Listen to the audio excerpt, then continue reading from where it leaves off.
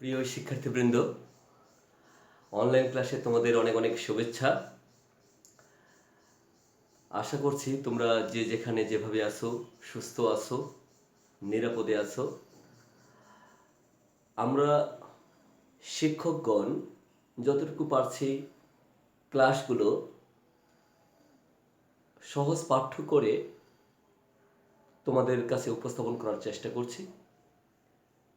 তোমরা এই ক্লাসগুলো অনুধাবন করতে যদি একটু সমস্যা হয়, কারণ যেহেতু অনলাইন ক্লাসে ডিরেক্ট তোমাদের প্রশ্ন করার সুযোগ থাকছে না, সেক্ষেত্রে আমাদের টিজিএমসি অনলাইন ক্লাসে তোমরা বিভিন্ন স্যারের ক্লাসগুলোতে কমেন্ট করে প্রশ্নগুলো করতে পারো। নিশ্চয়ই পরবর্তী ক্লাসে ওই প্রশ্নগুলো সমাধান দিতে আমরা বদ্ধপরিকর, আমরা সেগুলো সমাধান করব। যাক, বাংলার ক্লাসে আমরা আমার কবিতার বিষয়ে আমরা ইতোমধ্যে সামগ্রিকভাবে বাংলা মোট 8টি কবিতার 12টি কবিতার মধ্যে পাঠ্যপুস্তকে 12টি কবিতার মধ্যে 8টি কবিতার পূর্ণাঙ্গভাবে আলোচনা করার চেষ্টা করেছি। আজকে 12টা কবিতার মধ্যে যে বাকি 4টি কবিতা রয়েছে সেই 4টি কবিতার উপর আলোচনা করার চেষ্টা করব।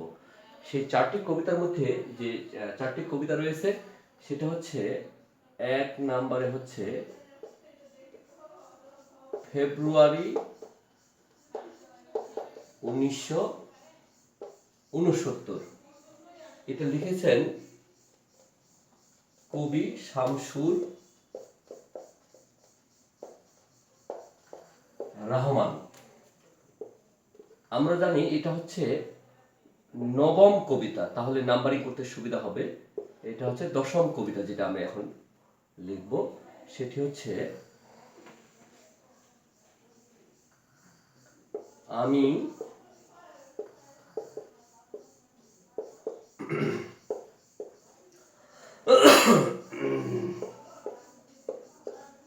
কিংবদন্তির কথা বলছি। এই আমি কিংবদন্তির কথা বলছি কবিতার কবি হচ্ছেন আবু জাফর ওবায়দুল্লাহ।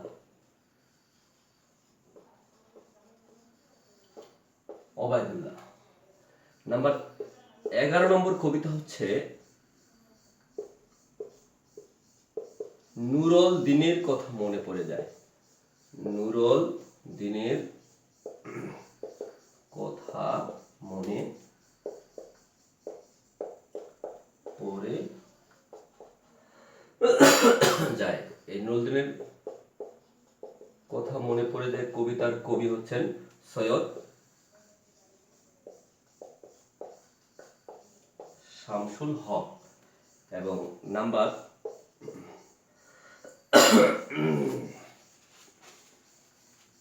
12 নম্বর কবিতা আমরা জানি, এবং শেষ কবিতা পদ্মা। পদ্মা কবিতার কবি হচ্ছেন পদ্মা তো 6 নম্বর কবিতা ছবি। ছবি কবিতার কবি হচ্ছেন আবু হেনা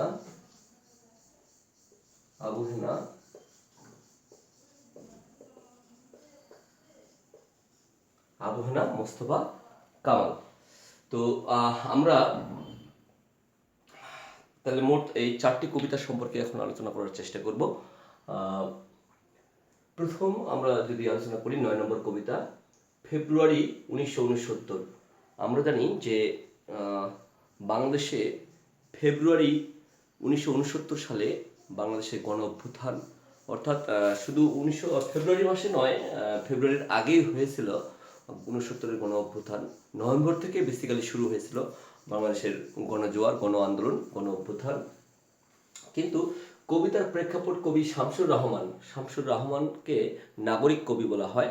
উনি নগর জীবনের যন্ত্রণাক্লিষ্ট বা যাপিত জীবন নিয়ে তার কবিতা সমূহে সুন্দরভাবে উপস্থাপন করতে পেরেছেন, এই কারণে তাকে নাগরিক কবি বলা হয়।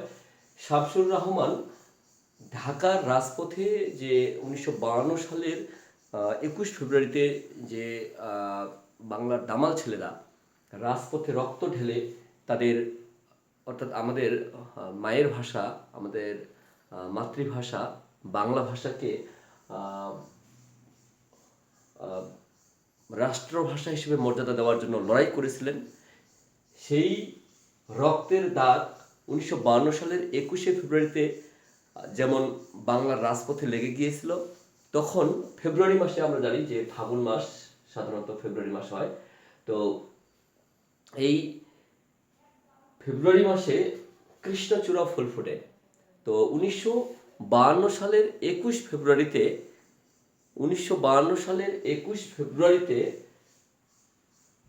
যেখানে সালাম বরকত রফিক জব্বাররা মারা গিয়েছিলেন মিছিল করতে গিয়ে, সেখানে কৃষ্ণচূড়া ফুলের গাছ ছিল।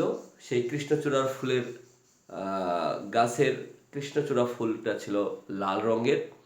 আর লাল রং যেমন গোটা ঢাকার, অর্থাৎ ঢাকা মেডিকেল কলেজ অথবা ঢাকা বিশ্ববিদ্যালয়ের যে অভ্যন্তরে যে গাছগুলো ছিল কৃষ্ণচূড়ার গাছ, তখন আকাশের দিকে বা প্রকৃতির দিকে তাকালেই শুধু লাল রঙে ছেয়ে গিয়েছিল। তো ওই লাল রঙে ছেয়ে গেছিল প্রকৃতিতে। আবার বাস্তবে মানুষের ক্ষেত্রেও ওই দিন দেখা গেছে যে বাংলা ভাষাকে রাষ্ট্রভাষা হিসেবে স্বীকৃতি নেওয়ার জন্য বা অর্জন করার জন্য ওই দিন সালাম বরকত রফিক জব্বাররা মিছিল বের করেছিলেন এবং ওই মিছিলের উপর অতর্কিত গুলি বর্ষণ করা হয়েছিল পাকিস্তান কর্তৃক বা পাকিস্তানের সেনাবাহিনীরা। তো ওখানে সালাম বরকত রফিক জব্বাররা ওখানে মারা গিয়েছিলেন। তাহলে তাদের রক্ত আর কৃষ্ণচূড়ার রক্ত একাকার হয়ে গেছিল। তাদের সালাম বরকত রফিক জব্বারদের রক্ত এবং কৃষ্ণচূড়া গাছের যে ফুলের যে লাল রং, ওই লাল আর এই রক্তের লাল, এই লালে লাল একদম লালময় রক্তিময় হয়ে গেছিল, রক্তিম বর্ণ হয়ে গেছিল ঢাকার রাজপথ। তো সেই জিনিসটাই কবি শামসুর রহমান ফেব্রুয়ারি 1969 কবিতায় আলোকপাত করেছেন। ফেব্রুয়ারি 1969 কবিতার মূল বিষয়বস্তুটা হচ্ছে গণজোয়ার, অর্থাৎ 69-এর গণ অভ্যুত্থানের উপর। কিন্তু এই গণ অভ্যুত্থানে উনি উপাদান সংগ্রহ করেছেন কবি শামসুর রহমান, সেটা হচ্ছে 1952 সালের প্রেক্ষাপট থেকে। অর্থাৎ উনি ওখানে বলছেন যে 1952 সালের 21 ফেব্রুয়ারিতে যে সালাম বরকত রফিক জব্বাররা ঝাঁপিয়ে পড়েছিলেন এই বাংলায় তাদের মাতৃভাষা অর্জনের জন্য, তো এই সালাম বরকত রফিক জব্বাররা শুধু 52 সালেই রক্ত ঝরেছিলেন তা নয়, এই সালাম বরকত রফিক জব্বাররা আবার, অর্থাৎ সালাম বরকত রফিক জব্বারের মতো আরো অসংখ্য এরকম ছাত্র জনতা 1969 সালে বাংলাদেশকে বৈষম্য অথবা নিগৃহীত অথবা নিপীড়িত বা নির্যাতিত মানুষের প্রতিনিধিত্ব করে বাংলার স্বাধীনতা আদায় করার জন্য, বৈষম্য দূর করার জন্য 69 সালে সবাই রাজপথে মিছিল বের করেছিলেন বিভিন্নভাবে, বিক্ষিপ্তভাবে। তো এই কারণে সালাম বরকত রফিক জব্বারকে কবি শামসুর রহমান ফেব্রুয়ারি 1969 কবিতায় উপাদান হিসেবে তুলে ধরেছেন। কবিতার প্রথম দিকে যদি আমরা দেখি যে ওখানে বলছেন যে আবার ফুটেছে দেখো কৃষ্ণচূড়া, আবার ফুটেছে, অর্থাৎ 1952 সালের 21 ফেব্রুয়ারিতে কৃষ্ণচূড়া ফুটেছিল এবং সেই কৃষ্ণচূড়ার ফুটার সাথে সাথে সালাম বরকত রফিক জব্বারের রক্তের দাগেরও একটা মিল রয়েছে, সাদৃশ্য রয়েছে। এই কারণে বলছিলেন যে 1952 সালে যেমন কৃষ্ণচূড়া ফুটেছিল, ঠিক এই ফেব্রুয়ারি মাসে 1969 সালের ফেব্রুয়ারি মাসেও আবার এরকম ফুটছে, কৃষ্ণচূড়া ফুটছে। তো এই কারণে কবিতায় বলছেন যে আবার ফুটেছে দেখো কৃষ্ণচূড়া, আবার ফুটেছে দেখো কৃষ্ণচূড়া, থরে থরে শহরের পথে কেমন নিবিড় হয়ে, কখনো মিছিলে কখনো বা একা হেঁটে যেতে যেতে মনে হয় ফুল নয় ওরা শহীদের ঝলকিত রক্তের বুদবুদ স্মৃতিগন্ধে ভরপুর। অর্থাৎ কবিতার প্রথম দিকেই বলেছে, কবি বলেছেন, কবি শামসুর রহমান, যে 1952 সালে যেমন কৃষ্ণচূড়া ফুটেছিল এই বাংলা ভাষাকে রাষ্ট্রভাষা হিসাবে স্বীকৃতি দেওয়ার জন্য, ঠিক এমন এই বৈষম্যটাকে দূর করার জন্য গণজোয়ার আবার জেগে উঠছে, আবার কৃষ্ণচূড়া ফুটেছে ফেব্রুয়ারি 1969-এ। তারই আলেখ্য করা হয়েছে এই কবিতায়। তো আমরা এখানে সালাম, বরকত, রফিক জব্বারের কথা আছে। এখানে আমরা যদি কবিতাটা পুরোটাই পড়ি আরও দেখব যে 21-এর কৃষ্ণচূড়া আমাদের চেতনারি রং, এ রঙের বিপরীত আছে অন্য রং। অর্থাৎ সালাম, বরকত, রফিক জব্বারের রক্তের সাথে আরও এরকম অসংখ্য বাঙালির রক্ত একই, লাল, গাঢ় লাল। কিন্তু গাঢ় লাল হলেও সালাম, বরকত, রফিক জব্বারের রক্তের মতোই এরকমই কিছু আত্মীয় স্বজন আছে, নিজের পরিবার পরিজনের কিছু লোক আছে যারা এই দেশের মাতৃভাষা চায়নি, যারা এই দেশের মুক্তি চায়নি, যারা এই দেশের স্বাধীনতা চায়নি, যারা স্বাধীন বাংলাদেশ চায়নি। তাদের রক্তের কথা বলা হয়েছে। ওই জন্য বলছেন এ রঙের বিপরীত আছে রং, অর্থাৎ তাদের রংটা হচ্ছে বিপরীতমুখী। যে রং লাগে না ভালো চোখে, যে রং সন্ত্রাস আনে প্রাত্যহিকতায় আমাদের মনে সকাল সন্ধ্যায়, এখন সে রঙে ছেয়ে গেছে পথঘাট সারা দেশ, অশুভ ঘাতকের অশুভ আস্তানা। আমি এবং আমার মতোই বহু লোক রাত্রি দিন ভুল লুণ্ঠিত ঘাতকের আস্তানায়, কেউ মরা আধমরা, কেউ বা ভীষণ জেদি দারুণ বিপ্লবে ফেটে পড়া। চতুর্দিকে মানবিক বাগান, কমল বন হচ্ছে তছনছ। বুঝি তাই 1969-এও আবার সালাম নামে রাজপথে। এই যে কবিতার এখানেই বলা হচ্ছে, মোড় নিচ্ছে 1952 সালে যে সালাম সামনে গিয়ে প্লেকার্ড হাতে রাষ্ট্রভাষা বাংলা চাই যে আন্দোলনটা করেছিল, ঠিক সালামের মতো আরও অসংখ্য বাঙালি 1970-এও এইভাবে গণজোয়ারের ডাক দিচ্ছেন। অর্থাৎ আমরা জানি যে 1969 সালের গণ অভ্যুত্থানে যদি আমরা কয়েকজন শহীদের নাম বলতে পারি, যেমন শহীদ মতিউর, শহীদ আসাদুজ্জামান, শহীদ ডক্টর শামসুজ্জোহা প্রমুখ, আরও অনেকেই 1969 সালের গণ অভ্যুত্থানে শহীদ হয়েছেন। তারাই নেতৃত্ব দিচ্ছেন, তাদের প্রতীক অর্থাৎ সালামের প্রতীক হিসেবে অর্থবহ করছেন এই সকল শহীদগণ। তো ওই জন্য বলছেন আবার বুঝি তাই 1969-এও আবার সালাম নামে রাজপথে শূন্যে তোলে ফ্ল্যাগ, বরকত বুক পাতে ঘাতকের থাবার সম্মুখে। সালামের চোখ আজ আলোচিত ঢাকা, সালামের মুখ আজ তরুণ শ্যামল পূর্ব বাংলা। দেখলাম রাজপথে, দেখলাম আমরা সবাই জনসাধারণ, দেখলাম সালামের হাত থেকে নক্ষত্রের মতো ঝড়ে অবিরত অবিনাশী বর্ণমালা। আর বরকত বলে গাঢ় উচ্চারণে, এখনো বীরের রক্তে দুঃখিনী মাতার অশ্রু জলে, ফোটে ফুল বাস্তবের বিশাল চত্বরে, হৃদয়ের হরিত উপত্যকায় সেই ফুল আমাদেরই প্রাণ, শিহরিত ক্ষণে ক্ষণে আনন্দের রৌদ্রে আর দুঃখের ছায়ায়। কবিতাটা সংক্ষেপিত, আরও অনেক বড় কবিতা আছে। তো এই ছিল ফেব্রুয়ারি 1969 কবিতার প্রেক্ষাপট। কবি ছিলেন শামসুর রহমান এবং এই ফেব্রুয়ারি 1969 কবিতাটি নেওয়া হয়েছে কবি শামসুর রহমানের নিজ বাসভূমি কাব্যগ্রন্থ থেকে। তাহলে আমরা জানলাম ফেব্রুয়ারি 1969 কবিতাটি হচ্ছে একটি দেশপ্রেম, গণজাগরণ এবং সংগ্রামী চেতনার একটি কবিতা। আমরা তাহলে এই কবিতাটা আমরা আলোকপাত করলাম। আমরা এখন যদি আসি, আমি কিংবদন্তির কথা বলছি কবিতায়। আমি কিংবদন্তির কথা বলছি কবিতায়। কবি আবু জাফর ওবায়দুল্লাহ এই কবিতাটা একই কাব্যগ্রন্থের নাম কবিতা। মনে রাখতে হবে যে কাব্যগ্রন্থের নাম এবং কবিতার নাম যদি একই হয়, তাহলে মানে অর্থাৎ কাব্যগ্রন্থের একটি কবিতার নাম আর ওই কবিতার নামানুসারে যদি কাব্যগ্রন্থের নাম রাখা হয়, তাহলে সেটিকে বলা হয় নাম কবিতা।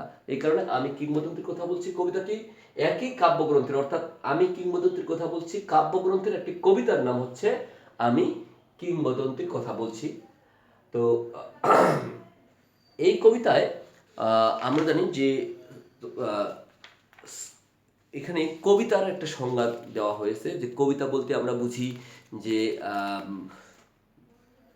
একজন কবির মনের উচ্চারিত ভাব ছন্দবদ্ধভাবে যখন গভীর অনুভূতিতে সেটা ভাবটা ব্যক্ত করা হয় তার কবিতার শব্দচয়নে, তাহলে সেটিকেই কবিতা বলা হয়। কিন্তু এখানে কবি আবু জাফর ওবায়দুল্লাহ এই কবিতায় বলতে চেয়েছেন শুধু কবিতা বলতে শুধু ছন্দবদ্ধ কয়েকটি শব্দ হলেই কবিতা হবে তা নয়। অর্থাৎ আমাদের জন্য এই পৃথিবীতে বসবাসযোগ্য অথবা আবাসযোগ্য অথবা আমাদের সুন্দর যা কিছু তা উপস্থাপন করেছেন যারা, এই যে এই সভ্যতার পিছনে যাদের ঘাম ঝরেছে, সেই সভ্যতার পিছনের যারা নায়ক, সেই নায়কদেরকেই তিনি বলেছেন কিংবদন্তি। কিংবদন্তি শব্দের অর্থ হচ্ছে জনশ্রুতি, অর্থাৎ আমি যা বলতে চাই, আমি এমন একজন সম্পর্কে বিশেষণ যোগ করতে চাই, সেটা আমি ভাষায় প্রকাশ করতে পারছি না, এই শব্দটাকে বলা হয় কিংবদন্তি। ইংরেজিতে লিজেন্ড, লিজেন্ড শব্দের অর্থ কিংবদন্তি। তাহলে আমি কিংবদন্তির কথা বলছি কবিতার যদি প্রেক্ষাপট আলোচনা করি, তাহলে এখানে বলা হয়েছে বারবার করে উনি বলতে চেয়েছেন যে আমরা যে আমরা যে আজকে যেখানে দাঁড়িয়ে আছি, যেভাবে দাঁড়িয়ে আছি, সেই দাঁড়ানোর জন্য আমাদের জন্য যারা ঘাম ঝরেছেন, অক্লান্ত পরিশ্রম করেছেন, বিনিময়ে আমরা পারিশ্রমিক দিতে পারিনি, তাদেরকে তিনি বারবার করে স্মরণ করতে চেয়েছেন। তাদের ইতিহাস, তাদের ঐতিহ্য, তাদের তাদের পরিশ্রম, এইটাকে যদি আমরা হৃদয়ে লালন করতে না পারি, তাহলে আমরা পরবর্তীতে বারবার পরাজিত হব, বারবার আমরা কৃতদাস থেকে যাব, আমরা এক দেয়ালে বন্দী হয়ে থাকব। তো এই বন্দি থেকে মুক্তি লাভের জন্য উনি বারবার করে বলেছেন ইতিহাস সচেতন হতে হবে, ঐতিহ্য সচেতন হতে হবে, আমাদের পূর্বপুরুষদেরকে অবশ্যই আমাদেরকে লালন করতে হবে, পূর্বপুরুষদের আমাদের কর্ম যে চাঞ্চল্য ছিল, সেই কর্মচাঞ্চল্যগুলো আমাদের হৃদয়ে স্থান দিতে হবে, তবেই আমরা মুক্তি লাভ করতে পারবো, আমরা স্বাধীন হতে পারবো। এই কারণে উনি কবিতায় বলেছেন, আমি আমার পূর্বপুরুষের কথা বলছি, তার করতলে পল্লী মাটির সৌরভ ছিল। এইটা তার করতলে, তার করতলে মানে অর্থাৎ আমাদের পূর্বপুরুষ যারা আমাদের সভ্যতা এনে দিয়েছেন, তার হাতের মুষ্টিতে পল্লী মাটির সৌরভ ছিল, যে মাটিটা উর্বর তাকে বলা হয় পল্লী মাটি। তার পিঠে রক্ত জবার মতো ক্ষত ছিল, তিনি অতিক্রান্ত পাহাড়ের কথা বলতেন, অরণ্য এবং সাপদের কথা বলতেন, পতিত জমি আবাদের কথা বলতেন, তিনি কবি এবং কবিতার কথা বলতেন। জিও ভাই উচ্চারিত প্রতিটি সত্য শব্দ কবিতা, কর্ষিত জমির প্রতিটি শস্য দান কবিতা, যে কবিতা শুনতে জানে না, এই যে এখানে বলছেন, অর্থাৎ যে কবিতা শুনতে জানে না, এই কবিতা বলতে যে যারা ইতিহাস সচেতন নয়, যারা ঐতিহ্য সচেতন নয়, তারা ঝড়ের আর্তনাদ শুনবে। যে কবিতা শুনতে জানে না সে দিগন্তের অধিকার থেকে বঞ্চিত হবে, যে কবিতা শুনতে জানে না সে আজন্ম কৃতদাস থেকে যাবে। আমি উচ্চারিত সত্যের মতো স্বপ্নের কথা বলছি, উনুনের আগুনে আলোকিত একটি উজ্জ্বল জানালার কথা বলছি, আমি আমার মায়ের কথা বলছি। তিনি বলতেন, প্রবহমান নদী যে সাঁতার জানে না তাকেও ভাসিয়ে রাখে, যে কবিতা শুনতে জানে না সে নদীতে ভাসতে পারে না, যে কবিতা শুনতে জানে না সে মাছের সঙ্গে খেলা করতে পারে না, যে কবিতা শুনতে জানে না সে মায়ের কোলে শুয়ে গল্প শুনতে পারে না।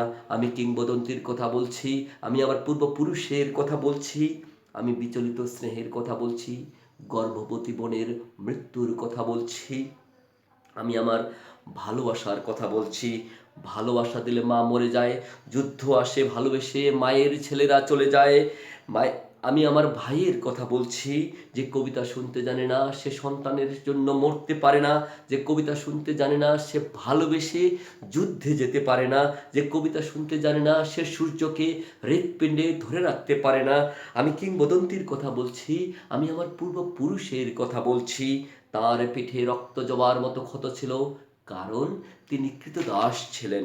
যে কর্ষণ করে শস্যের সম্ভার তাকে সমৃদ্ধ করবে, যে মৎস্য লালন করে প্রবহমান নদী তাকে পুরস্কৃত করবে, যে গাভীর পরিচর্যা করে জননীর আশীর্বাদ তাকে দীর্ঘায়ু করবে, যে লৌহখণ্ডকে প্রজ্বলিত করে ইস্পাতের তরবারি তাকে সশস্ত্র করবে।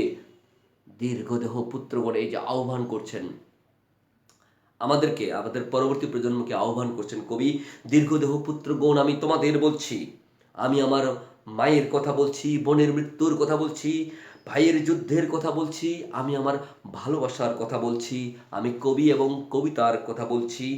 সশস্ত্র সুন্দরের অনিবার্য অভ্যুত্থান কবিতা, সুপুরুষ ভালোবাসার সুকণ্ঠ সঙ্গীত কবিতা, জিহ্বায় উচ্চারিত প্রতিটি শব্দ মুক্ত শব্দ কবিতা, রক্ত জবার মতো প্রতিরোধের উচ্চারণ কবিতা। আমরা কি তার মতো কবিতার কথা বলতে পারবো? আমরা কি তার মতো স্বাধীনতার কথা বলতে পারবো? এখানে আমাদের একটা জিনিস মনে রাখতে হবে, এই কবিতাটা সংক্ষেপিত, আরো কবিতা অনেক লাইন রয়েছে। এই যে আমরা কি তার মতো কবিতার কথা বলতে পারবো, আমরা কি তার মতো স্বাধীনতার কথা বলতে পারবো?